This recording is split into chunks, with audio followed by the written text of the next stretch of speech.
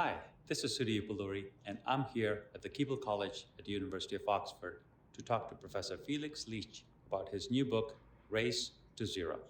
Let's go. Felix, great to have you on the podcast, and I'm looking forward to talking to you about the future of powertrain and the book that you have, which is Racing Towards Zero. Yes, it is great to be here. Thank you so much for making the trip to Oxford to talk to me. Fantastic. Looking forward to. So, Racing Towards Zero. Yeah. Who's winning the race? I think I would say, to begin with, nobody yet.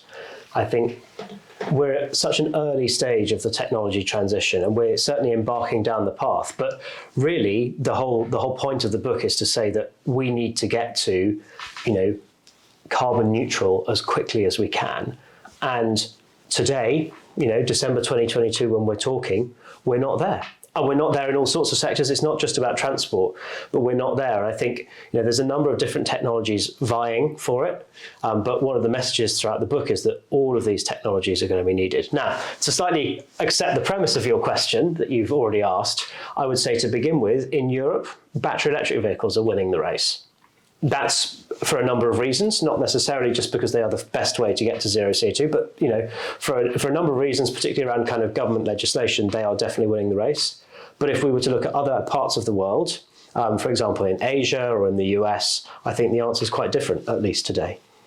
So is it the race to zero CO2 at the point?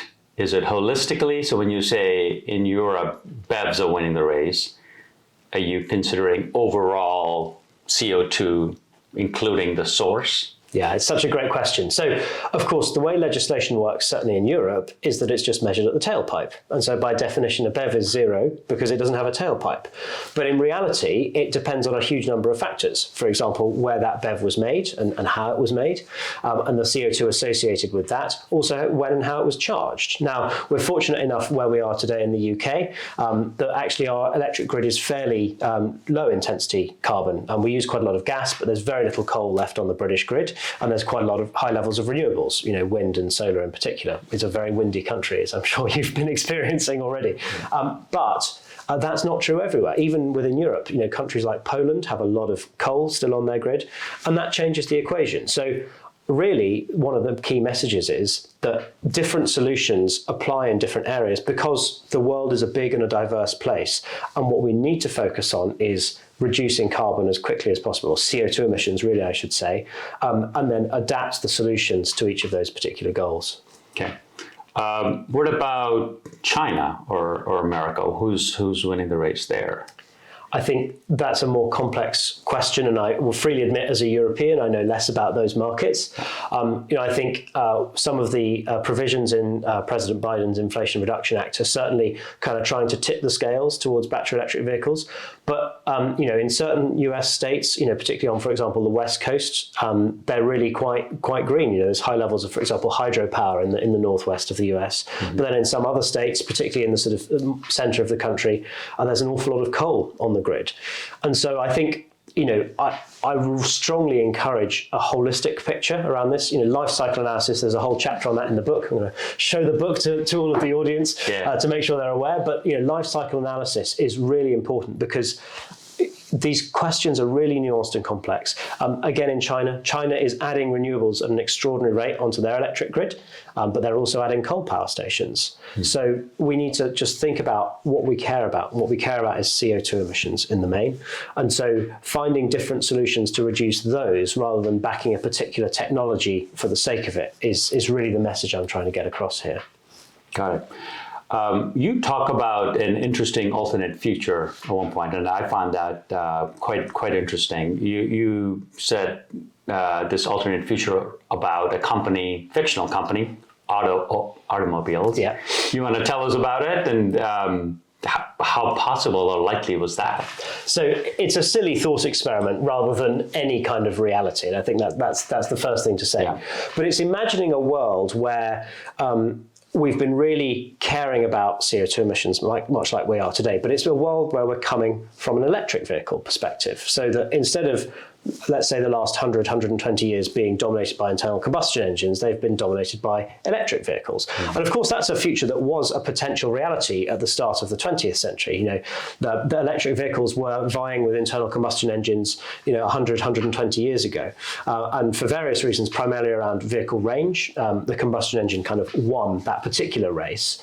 And so it's imagining a future where the electric vehicle had won that race, but there were lots of concerns about the environmental impact of electric vehicles, particularly around kind of raw materials and the mining associated with those, and the embedded carbon in the batteries. And so someone comes along and says, well, I've got a technology, the internal combustion engine, which with, for example, a biofuel or some other carbon neutral fuel, we can make CO2 neutral, and we don't have any of these mining problems. Isn't this a great environmentally friendly technology? Now, there are plenty of ways that you can criticize that, but I also think there are plenty of ways that you can criticize, Tesla and companies like that. Nobody is perfect. I'm not perfect, and no company is perfect. And so it's just imagining this alternate reality where, with good branding and kind of tech savviness, the world looked very different.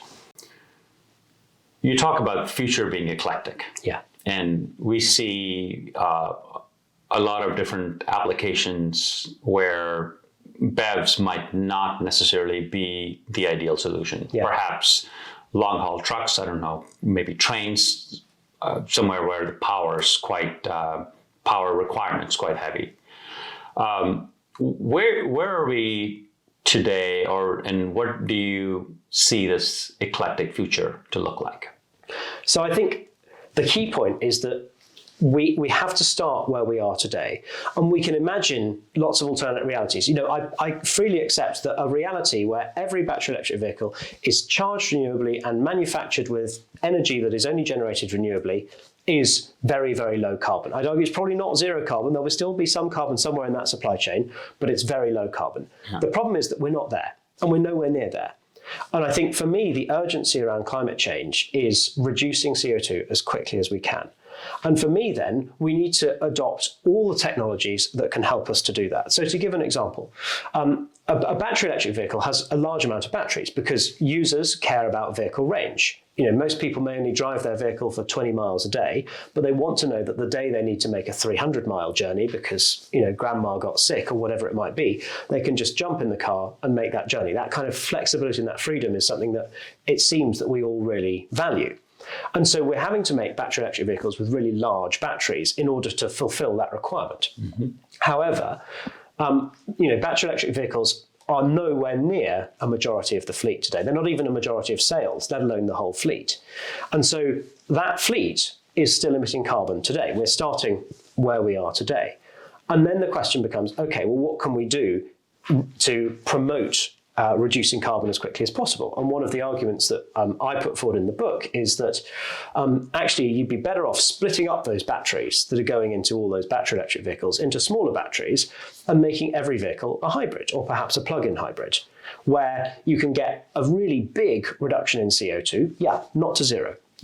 Completely accept it's not to zero, but you get that reduction today and not waiting for some kind of imaginary future that may come, I hope it does, but it's certainly not here today. And every, kilogram of CO2 we're emitting today is a kilogram of CO2 that's putting climate change ever more out of reach. And so I think, fixing climate change ever more out of reach. Right. And so the things that we can do fastest to do that, I think are really, really important. And one of my concerns is that, through no fault of their own, battery electric vehicles shouldn't have to tackle this challenge on their own, and they're not capable of doing it today. And if we wait 10 or 20 years for that reality to become true, then it's probably too late.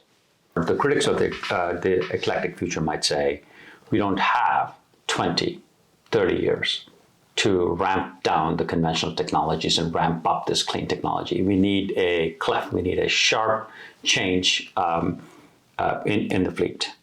What would you say to that? Even though they don't make economic sense, perhaps, that we would have given the incentives to make the step change. Yeah. So I think we don't have the supply chain in order to achieve that. Now, maybe an argument that I would accept is that we need to invest even more in generating that supply chain. But there are kind of global and political issues about, acquiring enough raw materials and enough investment in, we're already building gigafactories for battery capacity across the world in very, very large quantities, but it's still nowhere enough. I think one of the challenges is the amount of energy that's used just in transport, forget, power generation and other sectors, the amount of energy that's used in these sectors is vast. And, today, 98-ish% of transport energy comes from fossil fuels. It's a huge mountain to try and climb. And I think, if it was looking likely that in 5 years' time we'd have fixed it, then I'd be saying, okay, it may be something that I passionately believe in the internal combustion engine, but I can see this alternate future that will work. The problem is I don't see that future today, and I don't see a pathway. I totally agree that waiting 10 years is tricky. But the problem is I don't see a reality where we can avoid that wait. And therefore we need to do everything we can today to try and reduce the carbon that we are emitting today. Where are plug-in hybrid vehicles in this race? Yeah, plug-in hybrid vehicles are a really interesting example because how they kind of, let's say their impact on CO2 emissions is really, really dependent on how they're used and how people use a technology. As engineers, we can create a technology that we think will help, but actually we need to really keep in mind the users. So one of the studies we actually pick up in the book is that for a while in the UK, plug-in hybrid vehicles were incentivized, particularly for kind of corporate fleet operators, and there were sort of tax breaks in place to incentivize them. But what was discovered was people were buying these vehicles, fleets were buying these vehicles because they were incentivized for tax. But in many of them, the charging cables were never even unwrapped.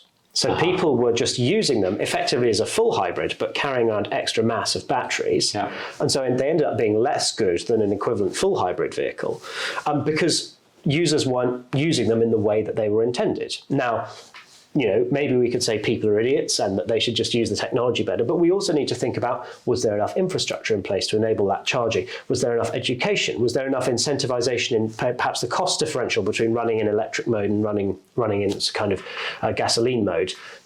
All of these things feed into how people use technology and interact with technology. And I feel like often as engineers, and I'm certainly guilty of this myself, we forget about the people who are going to be using our technologies. A plug-in hybrid is a brilliant piece of technology if you use it in all electric mode to travel 10, 20 miles, whatever the all-electric range is.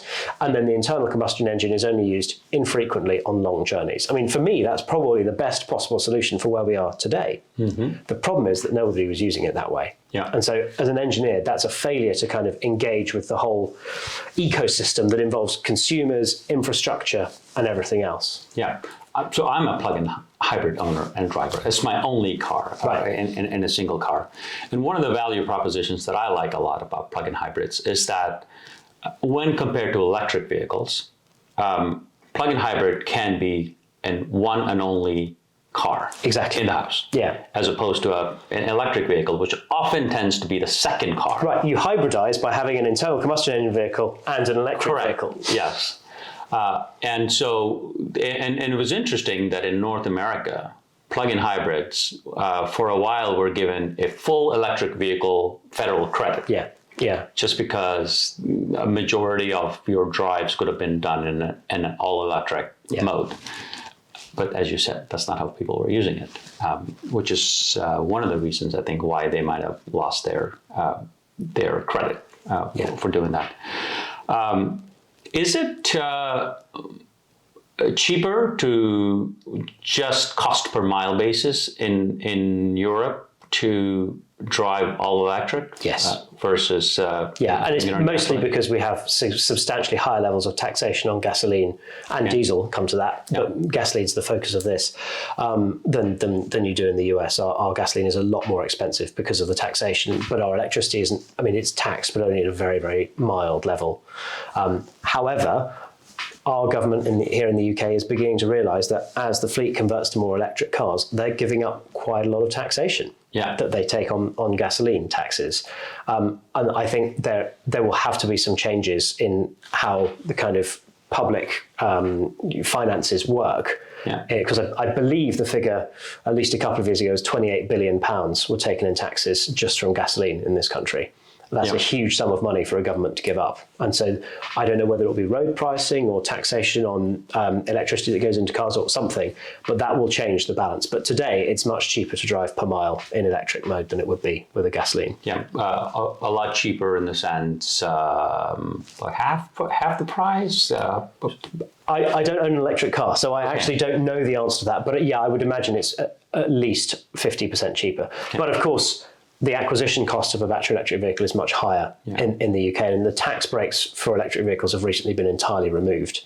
At least on the acquisition side, they're still cheaper, but not as cheap to sort of pay the annual, what we call road tax each year.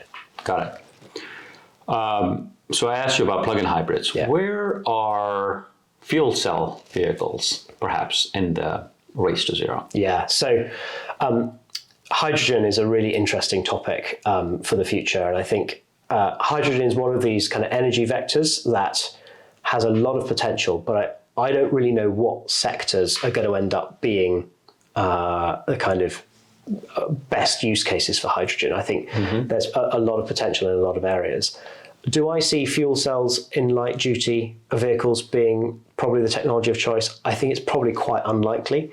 I think battery vehicles have had all the investment, and I think there's going to be more demand for hydrogen in sectors that maybe batteries can't be used to help decarbonize. So, for example, heavy duty, perhaps rail, that might be more of a role for fuel cells there. Toyota are doing some fantastic things with the Mirai and their fuel cell vehicle. I suspect that the fuel cell solutions will end up not being the light duty sector, but that's really just my personal opinion based on the way I see the market moving right now. Yeah, and again, the critics to fuel cell and hydrogen would say, well, where would the hydrogen come from? Yeah. And I see the answer is actually more complex because you have green hydrogen, blue hydrogen, gray hydrogen. Yeah, I called it a kaleidoscope of colours in the book. It's worth stressing that the hydrogen itself is entirely colourless. The colours just describe how it's produced, right? And so green hydrogen describes hydrogen that's produced by electrolysis of water using renewable energy, so typically solar or wind. Yeah. And that is a very, very low carbon source of hydrogen. But that makes up less than 2% of global hydrogen production today. So it's beautiful in theory, but in practice, it doesn't work that way. That still comes back to my point of we're starting where we're starting. And most of the hydrogen today is what we call either brown or black hydrogen. So this is hydrogen produced from carbon sources. The most common is by a process called steam reformation of methane, which is natural gas. So you take a fossil fuel out of the ground, you effectively strip the carbon off and emit that as CO2, and then you're left with the hydrogen. Well, that's not really helping, is it? Which is, of course, nowhere near zero carbon. Now, if you then capture that CO2 and use it or store it, so CCUS as it's called, then that's called blue hydrogen. So you've got the carbon capture. So that is more sort of planet friendly, if you like. But of course, there are challenges associated with carbon capture and sequestration that we haven't really built a financial case for that yet. Is it from a technical perspective, is it easy to capture carbon if it was coming from a single source like the blue hydrogen? It's certainly much easier to capture carbon that's coming in a high concentration source like blue hydrogen than it is to do things like what we call direct air capture, so just extracting the CO2 from the atmosphere where it's really, really dilute, kind of 400, 450 ppm, depending on what time of year it is and where you are in the world. So, it is much better to capture it at source, but I think a lot of people would argue better not to emit it in the first place. Right. Then are we going back and saying that anything but green hydrogen doesn't make a lot of sense if you were looking for carbon neutrality? Ultimately, I think that statement is true, but I think we've got to think about the path that we get there. And if we say to ourselves today, I'm accepting nothing but green hydrogen, then we have to stop 98% of global hydrogen production. And that would then kill a market that's potentially growing and developing. So I think it's about identifying pathways, identifying investment that can go into, more hydrogen production in using renewables, right? And certainly we're seeing that in Europe. Also in places like Chile are putting in loads of kind of hydrogen using wind power in Chile, another country blessed with a lot of wind resource. But you're also seeing it in places like the Middle East, which have got a lot of solar energy. So I think it's about finding these pathways. And that's kind of why I'm saying the book is racing towards zero, because a lot of people would agree on what the end goals are, But how we get there, I think, is really important rather than just focusing on the end goal. The pathway. So how long do you think is this pathway or the race? Are you thinking a 20-year transition, 10, longer?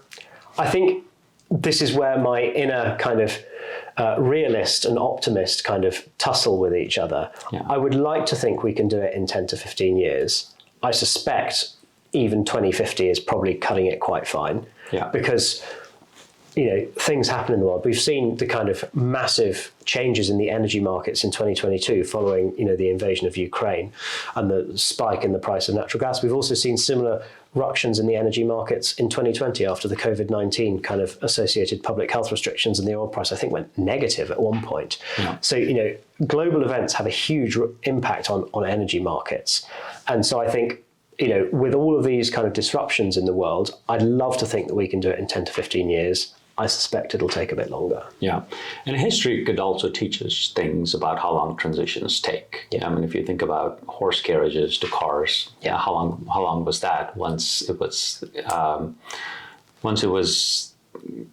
introduced and then the tussle between both sides. I mean, it didn't quite happen overnight, but it happened very, very rapidly. We've got a nice image in the book of, I think it's the Easter parade in New York City I forget the 2 years, so I won't pretend to know them, but they're about 2 or 3 years apart. And one of them is almost entirely horses and carriages, and the other is almost entirely motor vehicles. Yeah. What I would say, though, is in that transition, the new technology was offering significantly more user function. So it happened very quickly because everyone wanted to adopt this technology. It's a bit like when I gave up my kind of old Nokia mobile phone for a kind of smartphone, right? I had so much more functionality. It was a no-brainer for me to adopt this technology, even if it was slightly more expensive. But I think, what do users get from an electric car they don't get from an internal combustion engine vehicle? Not much, and perhaps even a slight reduction in utility if you factor in charging times and the need to plan, which at least with today's infrastructure is roughly where we're at. Right. So I think that's one of the reasons why the transition is a bit slower than we'd hoped, because the user cell isn't really there yet. Yeah. And I think that will only come when we place a value on the CO2 that we emit. I can't throw my trash out into the street free of charge. I have to pay someone to come and take it away. Mm-hmm. But I can throw the CO2 out of my house free of charge. Nobody cares. And I think until that equation is changed somehow, and governments are trying, there's various regulations coming in, the user case is simply not there. Yeah. And it's easy to transition a high density city like New York City, where they had a severe problem with the whole horse and the horse poop everywhere on the street and the actual health issues related with that. Versus comparing like the transition that happened in the rest of the country in the time. And I think that the electric vehicle is another really great example. I haven't looked up the stat in 2022, but when we wrote the book last year, there were nearly 1 billion people in the world who didn't have access to electricity.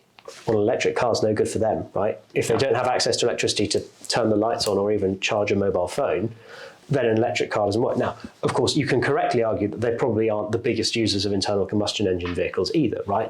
But there will be some, kind of delivering produce and for infrastructure projects and stuff. And if you don't have access to electricity, you need a solution for mobility, even if it's just mobility of goods rather than of people. And I think, this is a really big global problem. And the solution that you can incorporate in New York City or in London really rapidly is maybe not the solution that will work immediately in lots of places in the world. Yeah.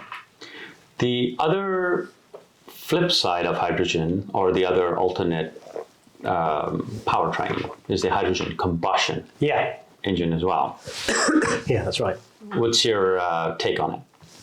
So I run projects on hydrogen combustion here in Oxford. I'm quite a big fan. I think the advantages that it has are not solely technological. I think there are some technological advantages, but also if you like, the embedded investment in all of these internal combustion engine kind of supply chains. You don't need to generate a whole fuel cell supply chain to convert really quickly from a carbon-containing fuel like gasoline to one that doesn't contain carbon, like hydrogen. So is it going to displace the battery electric vehicle and provide mobility for everyone? Absolutely not. But is it going to have a role to play in the future? I strongly believe that it does, because you can use all of this existing investment and know-how to decarbonize really rapidly. And I think we'd be stupid not to at least look at that very seriously. What's the application scenario for hydrogen combustion? Is it a long-haul Class 8 truck? Is it overnight power for Class 8 trucks, or what application? So I think use of hydrogen, whether it's in a fuel cell or combustion technology, is you would want to choose it for its energy density, right? Because hydrogen, either per unit volume or per unit mass, has got a much higher energy density than the lithium-ion battery does. Mm-hmm. And so you'd want to use it for applications where that energy density is really valuable. So that might be for very long distance travel. Mm-hmm. It would certainly be for trucks, where you're carrying a much higher mass. It would also be for things like rail, again, where it's possible that batteries could play a role, but the quantities of batteries that you would need to get the amount of onboard energy that's required start to get really large. So I think certainly I would expect to see the first applications being in those sectors where higher levels of energy density are really required, and I've just listed a few of them.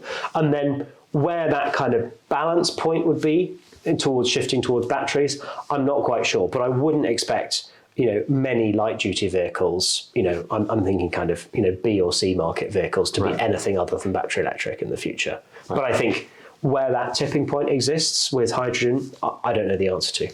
Yeah. So the other thing around hydrogen engines is that they do emit something. Yeah. It's not CO2, but it's actual combustion. There's actual chemical reactions happening in there. So that brings up the other question, which is this carbon neutral. Yeah. And when people talk about carbon neutral, they talk about CO2. And the reason is CO2 is the greenhouse gas. Yeah. And it is the greenhouse effect that we're trying to mitigate for climate change. But there's NOx, there's PM, there's other pollutants coming out, which from a global warming potential, we don't care about. But what are your thoughts on the NOx and the PM and the other pollutants coming out? Yeah, it's a great question. I think the first thing I'd say is that actually CO2 isn't the only gas with global warming potential. Things like N2O and methane also have very high global warming potentials, and we need to make sure that whatever technology we adopt doesn't accidentally, if you like, increase those emissions. And I think that's one of the challenges around kind of natural gas technologies, and the sort of blue hydrogen we were talking about is making sure that the methane emissions are kept low. But to come on to what we typically call as pollutant emissions. So these are emissions that typically don't have a global warming potential, or at least not a significant one, but really affect human health. We've all kind of seen, videos and photos of smogs from the 60s and before. In fact, yesterday was the 70th anniversary of one of the biggest smogs in London's history in the UK. I was about to say being celebrated. I think being marked rather than celebrated. Maybe we should celebrate 70 years of not having had one so bad. Yeah. But these emissions really affect people's health. And you could argue that kind of global warming type emissions will probably not affect our lives in a substantial way, although they might in some way, but would really affect the lives of our children and grandchildren and future generations. But these pollutant emissions really can affect people's lives today. And often the burden falls on those who are less fortunate in society because they live closer to major roads or other things. And so all of these emissions that you've been talking about, like particulate matter, NOx, hydrocarbons, ozone, those types of things, they can cause heart and lung problems in people. And indeed, in the UK, we've had cases where they've been deaths directly attributed to exposure to these type of pollutant emissions. Now, actually, modern internal combustion engines are really low emission on the pollutant emissions front. Mm-hmm. Okay, if they're using gasoline, they'll still emit CO2, but they're very, very low emission because we can almost thank the Dieselgate scandal for this. So certainly in Europe, the certification now involves lots of real driving testing, and the new Euro 7 legislation is going to further increase the stringency of that, so that the reductions in pollutant emissions that we've seen are really of order 99% plus. However, you're right, they still have some emissions. But I think what I would say is the technology there is there to reduce them. So, for example, for particulate matter, particulate filters are now fitted to basically every new vehicle in Europe with an internal combustion engine. And it really works. Real tests show that they are emitting very, very, very low levels of particles down to the measurement accuracy of the instrument that you're actually using. Similarly with NOx, selective catalytic reduction is a very strong technology for eliminating NOx emissions from what we call lean burn engines. I promise not to use jargon, so I'll say that's an engine that's typically a diesel type engine, where you're burning with a bit more air and a bit less fuel, but also three-way catalysts, which are used more in gasoline type vehicles. Again, the technology is there really to reduce those emissions to near zero, or zero as interpreted by the measurement accuracy of the instrumentation. The challenge then, because these technologies typically require the engine to be warmed up, is what we call cold start. So if it's a day like today in Oxford, where it was below freezing at the start of the day, if you started your vehicle then, how do we reduce those emissions further? And that's a challenge for engineers, but I think the technology pathways exist to do that really quite rapidly, around heated catalysts and things like that, and fast warm-up strategies. So I controversially say in the book, we have solved the problem of pollutant emissions. I believe technologically that's true. That doesn't mean that all emissions are currently zero from these vehicles, but I think the pathways are there to do it very, very rapidly, and legislation is now heading in that direction too. Right. So legislation is heading in the direction of regulations first, but also bans. So let's talk about that. So combustion engines banned in Europe past 2035. That's right, yeah. What role do these bans have to either kickstart innovation or kickstart policies or adoption? Yeah. So I'm not a fan of bans. Let's just get that out there to start with. I think the idea behind them is to give a crystal clear message to manufacturers of vehicles that you need to have electric vehicle solutions in all of your segments by 2035, or you can't sell your vehicles. I think it's that simple. But I think that misses a lot of what you might say is nuance in the debate, right? Do we care about the technology? Not really. What we care about is CO2. So why don't we regulate on the CO2 side holistically, rather than focusing on a particular technology? Because what's happened, of course, is that there is now no investment in internal combustion engines. What person would invest in those when you're not going to be able to sell a product in 10, 12 years' time? And in fact, in the UK, it's 2030 is the internal combustion engine ban, not 2035. So in the UK, we're 8 years away, nearly 7 years away. So the technology is moving towards battery electric vehicles, but these vehicles are not zero CO2, right? Because if you consider the life cycle. Right. But it doesn't matter where the CO2 was emitted, whether it was emitted from the tailpipe or in the factory or in the power plant. The CO2 counts the same for climate change.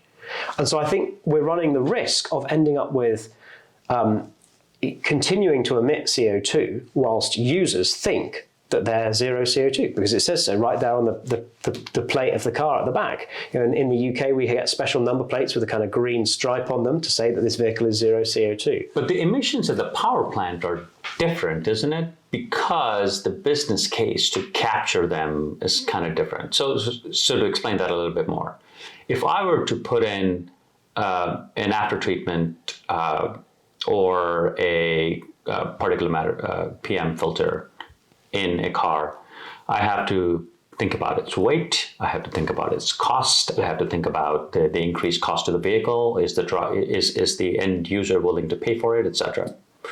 Power plants, on the other hand, I don't have to think about weight, because they can sit on a large concrete block right outside the power station, really capturing it, and perhaps don't have to think about cost that much either, because it could be a government program at a power station that captures it. So instead of a distributed emission source, let's say a few million cars distributing, emitting a little bit of carbon or NOx, isn't it better that we consolidate it all onto a power plant? Yes, we are still emitting it, but now, and capture it. Yeah, I mean, this is, again, it's a totally logical vision of the future. And I agree. If we captured all the CO2 coming out of power stations, but also the power stations where the vehicles were made and the energy that went into that, then yeah, it would work. in the same way that if all of these power stations didn't emit carbon at all, but were solar or wind or hydro or whatever. But I guess my point still stands that that's not where we are today. And more importantly, I see a lot of investment into electric vehicles. In Europe, at least, I see very, very limited investment into CO2 capture at power plants. In the UK, we're trying to build more wind power stations. But there are days where there's no wind. And there'll have to be something generating the power on those days. Now, maybe you can get around with interconnectivity and stuff, I don't know. But there are, I think we have to accept where we're starting today. But if, let me sell you my vision of the future. The problem is not the emission of the CO2.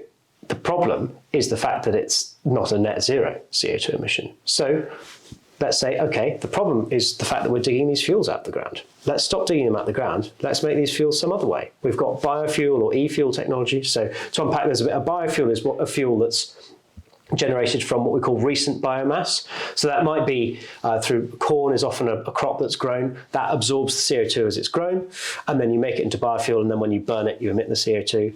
An e-fuel is where you've captured carbon from some source, direct air capture at a power plant. You use that to make a fuel, and then you burn that. Well, that CO2 is now CO2 that you captured from the atmosphere. So there's another vision of the future, right? That is also net zero CO2.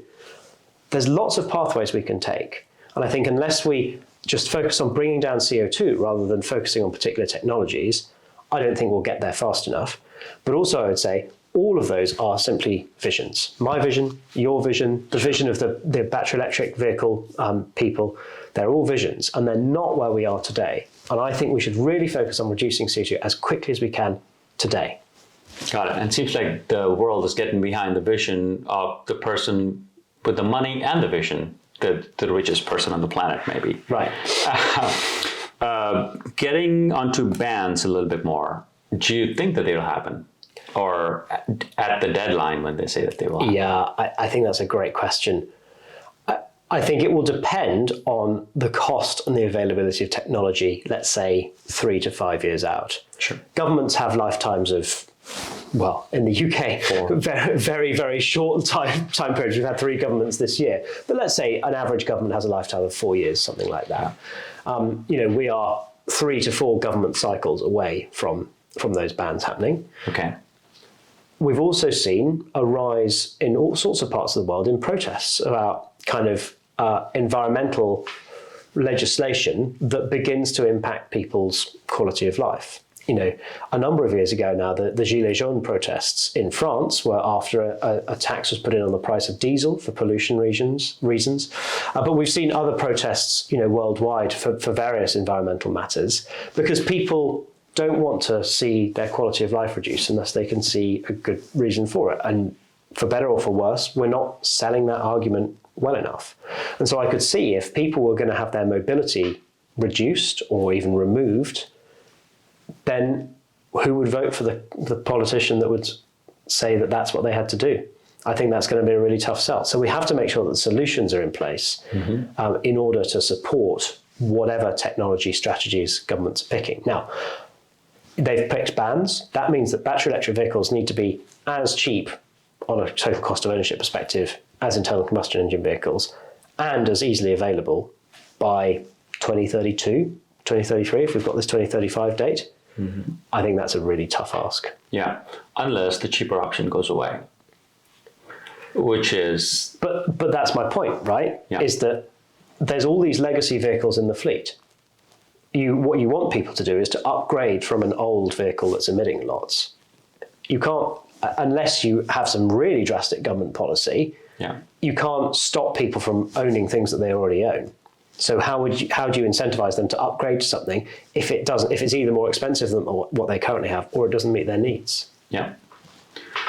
So where is the ICE engine headed? You talk about the new ICE age in your book, and ICE engine is the combustion engine, right? And so the most recent advances have been downsize boosting it, which is reducing the size of the engine. Instead of a 3.6 liter, it'll be a 2 liter, or instead of the 2 liter, it's a 1 point something liter. And then you boost it with a turbocharger, so you're putting in a lot more air in it, and so you're getting the most out of the engine. Yeah. And increasing the efficiency in the process. Is there more to be had from that engine? Yeah, there's loads more. I think, one of the common, let's say, misconceptions is that EVs are new and combustion engines are old. We've already talked about the fact that there was, vehicles like the Baker Electric 1912. Electric vehicles are as old virtually as internal combustion engines. But they haven't had the 100-year R&D behind them. No, they haven't. But I think there are vehicles coming onto the market today with very advanced combustion engine technology. So the Mazda 3 has a concept called SACI, that's Spark Assisted Compression Ignition. That's a vehicle that's in a price range that you or I could afford potentially. That gives another step change in efficiency, i.e. a reduction in CO2 emissions over that boosted downsize. And in the book, we outline sort of a number of what I call ice age pathways to further reduce emissions from internal combustion engines. The challenge, I think, for the internal combustion engine is, of course, all of these things require R&D investment that today isn't really there. But I think the argument I'm putting forward is, given that these engines are here, we can't afford not to invest in them if we're serious about reducing CO2. Yeah. So the secret is in the pathway and how we get there. I'd probably say pathways, actually. Pathways. I think the whole point is that we want all of these solutions because the world's a really big, diverse place. Yeah. Good. Felix, thank you very much for talking with me. Thank you, Sudhi. It's a great pleasure. Thank you. Thank you.